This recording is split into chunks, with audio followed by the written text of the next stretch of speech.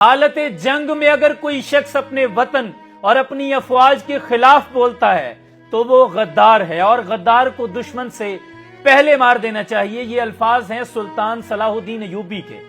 आपको किसी फर्द वाहिद की पॉलिसी से इख्तलाफ हो सकता है, आपको मुल्क के फरसूदा निजाम से नफरत हो सकती है, आपको इसके सिस्टम से इख्तलाफ हो सकता है, ये आपका फंडामेंटल राइट है, लेकिन इस वतन से, इसकी अफवाज से और सबसे लाली परचम से मोहब्बत रखना हमारे ईमान का हिस्सा है।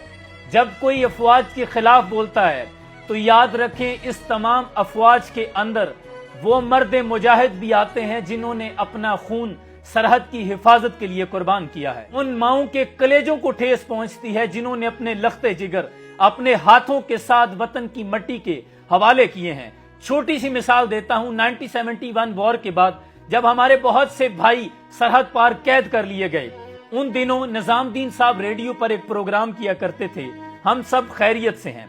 आप बताते हैं कि मियाँ वाली से मेरे पास एक माजी तशरीफ लाई, उनका बेटा फलकशेर हवलदार दुश्मनों की कैद में था। माँ जी ने अपने बेटे के लिए जो पैगाम रिकॉर्ड करवाया वो लहू से लिखने के काबिल है।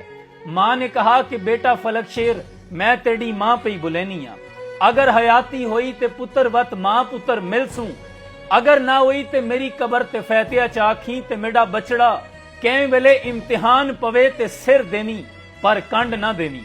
यानी बेटा अगर जिंदगी ने मोहलत दी तो माँ बेटा मुलाकात करेंगे, अगर ना हुई तो मेरी कबर पे फैतिया कह देना, लेकिन नसीहत करती हूं कि बेटा अगर मैदान जंग में मुकाबिल दुश्मन सा फरा हो जाए तो फिर सिर दे देना, कमर दिखा के वहां से ना भागना। जब आप अफवाज के खिलाफ बोलते हैं तो फिर उन माओं के कलेजों को भी ठेस पहुंचती है।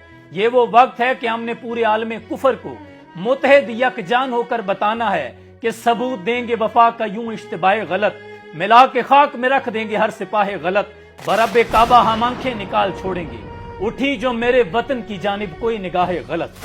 सलाम पाकिस्तान।